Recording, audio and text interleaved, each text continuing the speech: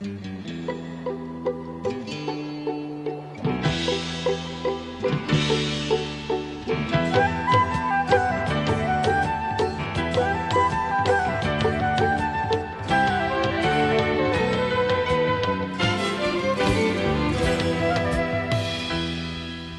you for joining us. We are here visiting the immense state of Alaska, a land of superlatives and adventure consisting of 5 distinct regions: the Inside Passage, the South Central and Interior regions, and the far north and southwest. Alaska's landscape has an astounding number of parks and public lands that offer outdoor adventures at just about every single turn. In addition, there's a broad range of cities and towns, communities and culture that all have unique activities and attractions. We will meet some of the directors and vice presidents of state and local tourism boards and resorts who will tell us more about the spectacular state of Alaska, including members of the Jewish community here also, known as the Frozen Chosen, following these messages. Tell me everything that's happening. The horse is old Jenkinson. That's Bacon. He never puts sunscreen on. Never? 'Cause it's Bacon. That is a girl that is friends with the flamingo. And what's this? That's you, Mommy. When a child can create on a canvas as big as their imagination, that's the way it should be. The HP TouchSmart 520T, only from HP, the world's #1 PC maker.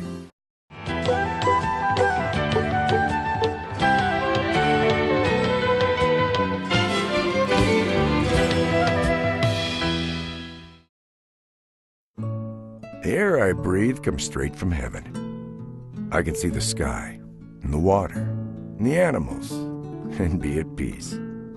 Out here, there's nothing to be renovated or gentrified. When you're standing on the bow of the ship, as it glides through the Arctic water, with that bracing sea air filling your lungs, you'll understand why we don't want to change anything. It's already perfect. I've lived here my whole life. I know this place like the back of my hand. When you hike up Sawtooth Mountain with me, you'll have an experienced guide with you every step of the way. So wherever your adventure takes you, whether it's mushing a dog sled team across Mendenhall Glacier, gliding through the trees in a zip line, soaring over the misty fjords in a float plane, or spying humpback whales from a catamaran, you'll experience Alaska the right way. This place is different from the rest. There's a freedom here that's awe-inspiring. When you visit, you need the freedom to experience it on your terms. And that's what freestyle cruising is all about. It takes a special kind of person to live here. It also takes a special kind of person to visit.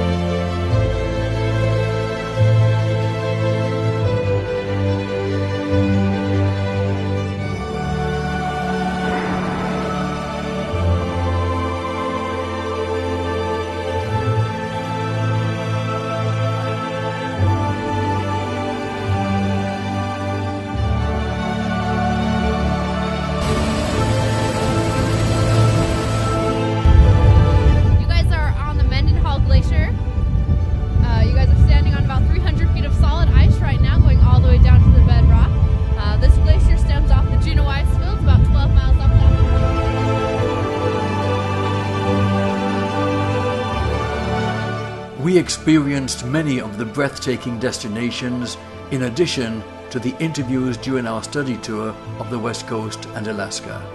And even though we visited during the summer, we were able to have a moment of fun in the snow also. Alaska certainly is a land of outstanding people, natural wonders, and beauty.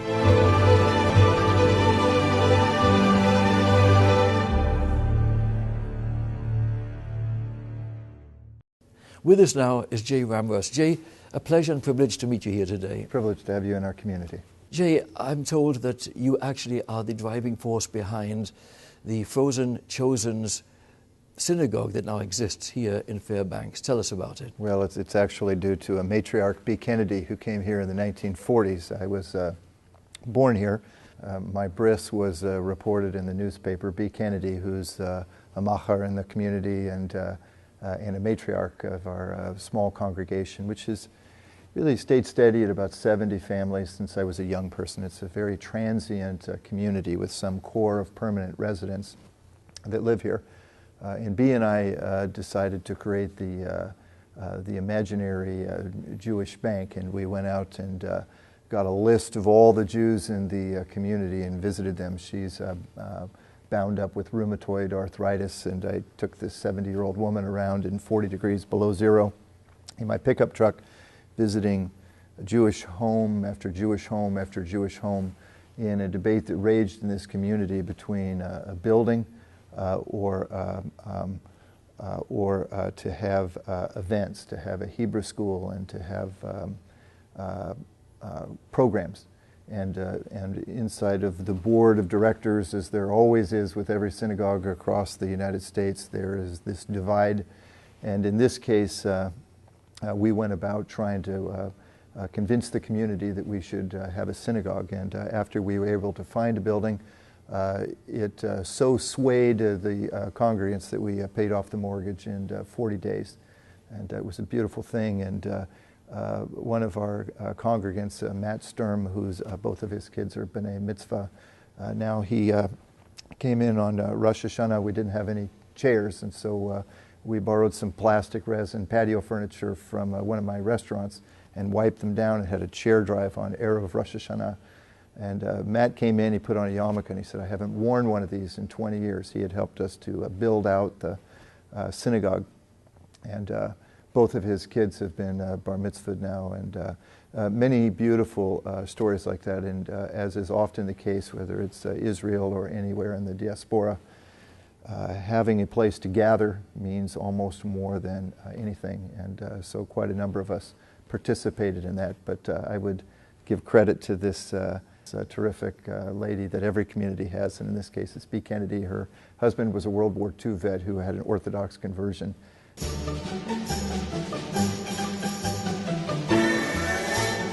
What made you start the temple? That's what I want to tell you. Tell me. Anyway, Jay and I got to talking, and we decided to go around to all the Jews that we know and make them pledge for money so we could buy a temple. And you paid the mortgage off in how many days? How many days? How many days I did said we 40 days, like a biblical. Wow. We kept going around, and it was 35 to 40 below. 40 below and 40 days. Yeah. And then Bea's husband, Vernon, who passed away, he built the bima there. He and I did all the, remember Vernon when he built the bima there for the Torah? He built the ark for the Torah. Wow. And then we got a Holocaust Torah Beautiful. from Tennessee. Didn't we get a Holocaust Torah from Tennessee, I think? Yeah.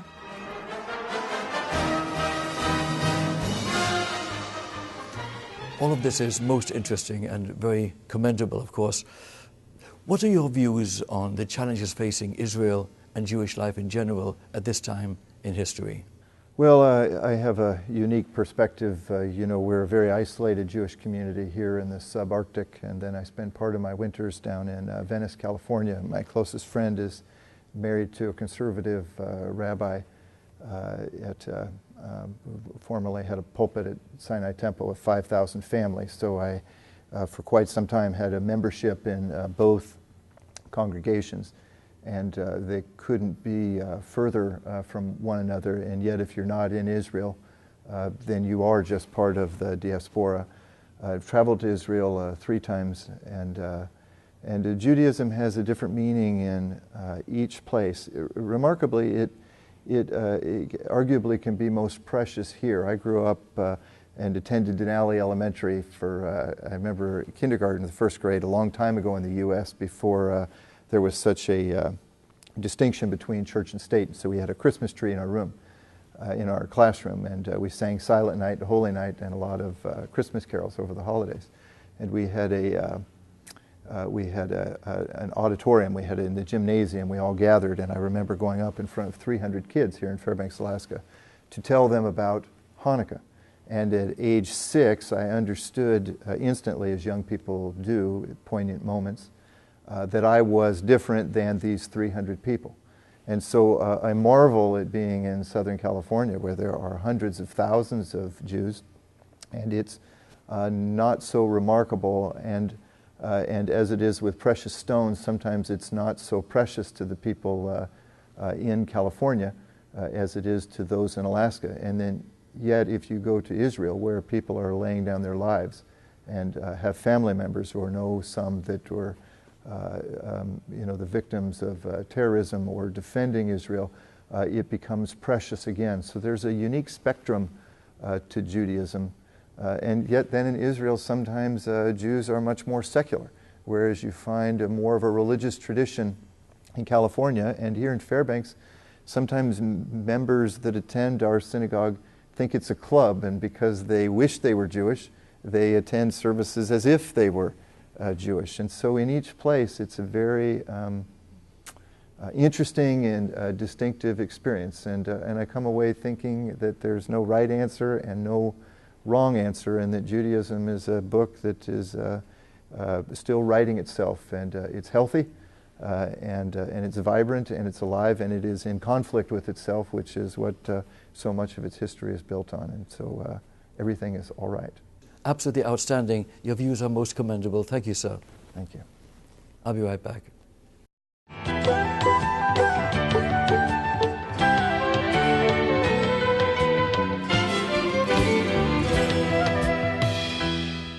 With us now is Harvey Kurzbard. Harvey, a pleasure to meet you here. Thank you. And you. What brought you to Fairbanks? I was interested in seeking adventure.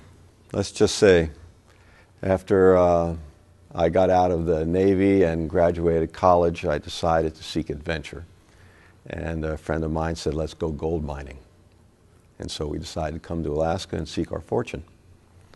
And so in the middle of the 1970s, we came up here and went out into the woods and the wilderness and started panning for gold. And we got enriched, but not rich. And I decided to stick around and see what Alaska has to offer for me. And one thing led to another, and I've been here since 1975. Well, I'm most impressed. The thought of you years ago digging in these harsh conditions for specks of gold is just astonishingly impressive to me. So after seeking my fortune and not getting very much, I decided to come to Fairbanks and look around, see what there was to do. This was during the height of the pipeline days, and therefore it was easy to find jobs in Fairbanks. I started working for the local school district here in maintenance department, worked there for 5 years, fixing things for them, and then just became restless and wanted to go do other things. So I traveled around a little bit, and then had an opportunity to homestead. And that was also part of the Alaskan adventure and dream. And so I was able to prove up on a cabin about 20 miles north of here in Fairbanks. Lived there for close to 20 years without electricity, without running water. Wow. And but a cabin in the woods, which was what some people like to think is the right thing to do in Alaska. The idea of homesteading, wow, that's very impressive also. The land here and everything, the vastness is most impressive. Tell us what you're doing these days. At some point in my life, I figured out that women were not going to go walking down a trail in the woods and knocking on my door. So I had to come to Fairbanks to find one. And it was important at that time in my life, now I'm in my 30s, that having a Jewish family was something in the forefront of my mind. So where else is a good place to find a nice Jewish woman but at the shul?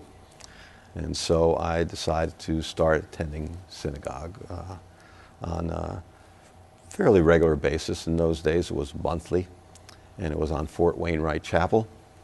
And lo and behold, this fine woman stepped into my life, and I took her out to my castle in the woods, and we've lived happily ever after for quite a few years that way. Raised 3 children out there. There was a short tragedy in that place burned down years ago. Back in 1999, we decided by then that we'd be better off moving to Fairbanks, closer to town, where our children could participate in activities. And so the thing that I've done recently, and that's probably in the last 20 years, is become an educator. So I now teach for the public school system here in Fairbanks as a 3rd grade teacher at Pearl Creek Elementary School. Harvey, what an absolutely amazing story, and I'm really very impressed. You're the real thing. In fact, my wife is a teacher. She teaches 5th grade. Tell us a little bit about education in Fairbanks in general. We just visited the university. It's amazing. In my unbiased opinion, Fairbanks has one of the best education systems in the state. We are 2nd largest city in Alaska, and we seem to excel quite well in our goals. And in my experience, most the parents and the children that come to my classroom are very supportive of education, very involved in education, and it's a pleasure to go there and greet them that way. Harvey, having experienced life for so many years in extreme weather and so forth, you keep your Jewish roots. Why is Jewish life in this part of the world and anywhere important to you?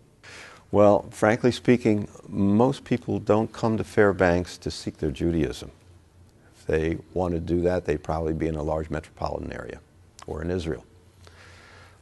What's nice about it, though, is that there is a place here to go ahead and continue to pursue Jewish education, practice.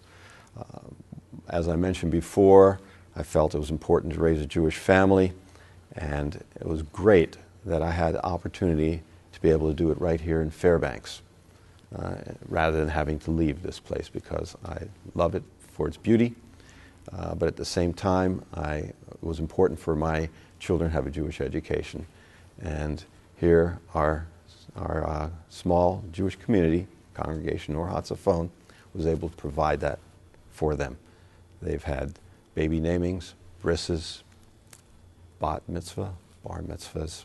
It's just wonderful, all these simchas that we're able to do here in the farthest north synagogue in the Western Hemisphere. Harvey, it's been an absolute privilege to have you on the show. Thank you. And I admire all that you've done in the past and what you're doing today. Thank you, sir. And thank you for the opportunity.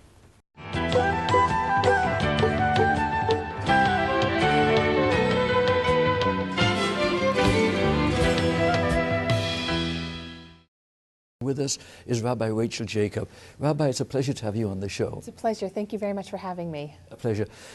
What brings you, of all places, to Alaska to be the leader of a congregation of the what they call the Frozen Chosen? Right. A lot of things have brought me here. First and foremost is the community itself. The community is what really brought me here. It is a small, close-knit community which continues to thrive in Judaism, even though they are far away from other Jewish communities. They have found a way to bridge their differences and still make a warm and welcoming place for everyone, be it somebody who is conservative or reform or reconstructionist, and whether or not they come every Friday night or just a couple of times, and most importantly, they welcome all strangers. And that to me is the reason for coming up to Fairbanks for the Jews here. Tell us a little bit about your congregation, your temple, actually. I understand this is the northernmost Jewish synagogue in the United States, or world perhaps. That is correct. We have the northernmost synagogue in the United States and arguably the world. There are about 60 families which are members of the congregation, although anyone is welcome to join at any time. The congregation has its roots back in the 70s when they would be on the Eielson Air Force Base as well as the Wainwright Army Base. They would hold services there. And it was in 1989 when they first decided to hire a student to come up and lead services for them. And in 1990, we were able to secure a building so that we wouldn't have to go to the different military bases to conduct services. Congregation Or Hatzafon, which means Light of the North, is a congregation which is open to all, not only members of the Jewish community inside Fairbanks, but also members of the Jewish community who don't live in Fairbanks and who come up to this beautiful place to visit. It is also welcome to anyone who is looking to explore Judaism in an open manner. Tell our audience a little bit about your duties as a rabbi in this northernmost city. It's fantastic working up here during the summer because there's so much that goes on in Fairbanks only because of everything being compacted here, in that we have all of our B'nai Mitzvah occur during the summer. For example, we had a bat mitzvah and then a bar mitzvah and another bat mitzvah this weekend, 3 in a row, which is phenomenal for a congregation of this size. We also do a kids camp, which lasts for a week and which has 7 to 12-year-olds coming for a full week learning all about Judaism and anything that the rabbi would like to teach, which is fantastic. We also do wonderful things such as weekly Torah study and adult education. This community is very open to learning new things, which as a rabbi makes it wonderful to come up here. Rabbi, the need to keep the flame of Jewish heritage burning is of course essential, and I commend you for all that you're doing. But wherever it was that you were studying, why did you choose this northernmost city just about in Alaska? Choosing to come to Fairbanks was important to me so that I could understand how a community could maintain its Jewish roots even though they are so far away from everything. And I think that a community such as this has a lot to teach other communities who struggle in maintaining their Judaism and their heritage, even though there is a wealth and a myriad of advantages to them. And up here, seeing people who have to kosher their own meats and people who go out in negative 40-degree temperatures to attend synagogue really drives me to understand what's at their core and what's at my core and bring that back to other Jews elsewhere and let them know that some people really have to struggle for this Judaism and what a gift it is for us, and that we should really maintain our heritage in that way. How do you see the challenges facing Jewish life in general at this time in history? In general, the Jewish people faces several issues. One of those issues is the need to maintain continuity.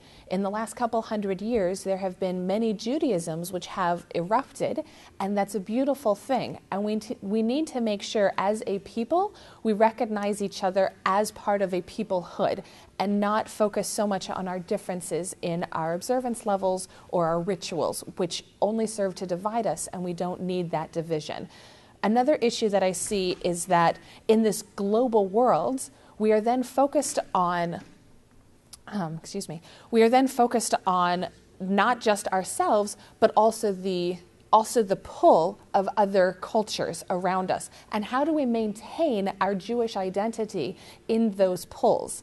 And finally, I would suggest that in this time of secularism, it's important to imbue value and say that our Jewish tradition is not only acceptable and okay to do, but really has a value to it that will take a little bit of time to explore and isn't to be taken for granted.